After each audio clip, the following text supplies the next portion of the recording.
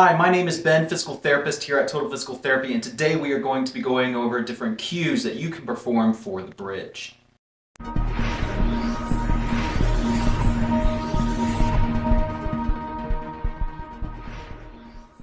Occasionally we will have patients come into our office that will state that they had tried physical therapy to help their back in the past, but have failed to help them due to a variety of factors. But one factor that occasionally will come up is the idea that whenever they tried to do the exercises, that they would hurt, that they would have some pain when doing some of the exercises.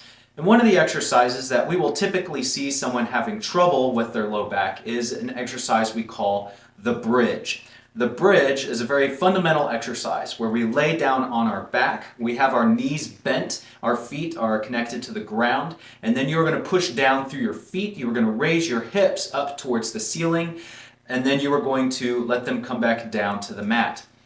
Whenever we are performing this, we are performing this for a variety of reasons, but normally for someone with low back pain, what we're trying to do is we're trying to teach the coordination between the muscles of your hips and the muscles of your low back. And commonly we will get people mentioning that when they perform this movement that their back bothers them. Now, there are a variety of different reasons why you might have pain in this position. What we aim to do with the cues that we provide you is to hopefully make the movement more comfortable for you. And so we can try a couple of different things to try to see if we can make the movement more comfortable. The first cue that we can think about is simply remembering that this exercise is actually not a back exercise. It is actually a glute exercise. It's for your bottom. Whenever you are laying down on your back is flat. The joint that is bent is your hips. Your hips are bent, your back is flat. Whenever we raise up towards the ceiling, your hips will straighten and your back still remains flat. And so what's actually happening is that the glutes are the main muscles that are contracting in order to make this movement happen. Now, the back does have a job. The back's job is simply to keep the back straight. Whenever the back is elevated off of the surface of the mat, the back has to activate in order to keep the back from flexing too much or arching too much. And so the back does have a job, but the job is not to do the lifting. The job of the lifting is up to the glutes. And so whenever we are performing this exercise, one of the cues I will give people is to think this is a glute exercise. I want you to squeeze your glutes while still keeping your back flat. And as you go up, try to put as much pressure into your glutes. And for some people, this one cue will take somebody that is having really a lot of trouble performing the exercise, and now it becomes perfectly comfortable. The second cue that you can try is by activating the muscles around what we'll call the core or your stomach muscles. And a cheater's way to be able to activate these muscles is simply to take your arms that are down on the ground and pushing them down into the ground.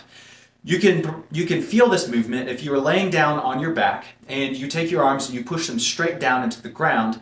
Don't lift, just push straight down. And as you're pushing down, you're going to notice that your stomach muscles will tighten.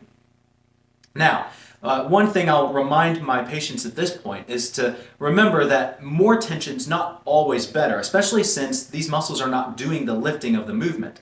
And so, for example, if I drop a pen down on the ground and I go down and pick up the pen, I don't hunker up and put as much pressure in my stomach and go down to pick up the pen. No, what I do is I create as much activation as I need to perform the job or the task at hand. And so the same is true with the bridge. We will probably need some activation of those muscles in your stomach, but we don't want to overactivate, we don't want to underactivate. So normally what we'll do is we'll kind of play with how much pressure you're pushing down into the ground to create the tension that you feel is most comfortable for you as you're raising up into the bridge. And so whenever you're doing this, you're going to be pushing down into the ground. That will create tension in your core, and then you will use your glute muscles to lift up towards the top position of the bridge. The third cue that we can use is we can get a little bit more glute activation if we put a belt around our knees. By putting a belt around your knees, you can then take your legs and push outwards on the belt. By pushing outwards on the belt, you will feel more tension on the side of your bottom. What this will do is this will help you feel the muscles that we need to be using to help with the bridge. And so you can use this as a cue to kind of get your glute firing a little bit more.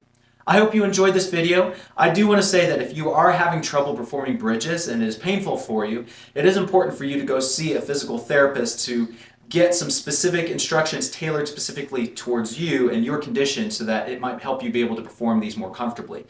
If you guys like the video, give us a thumbs up. If you guys have any comments or questions, leave those down in the bottom section below. And as always, I hope you guys have a great day.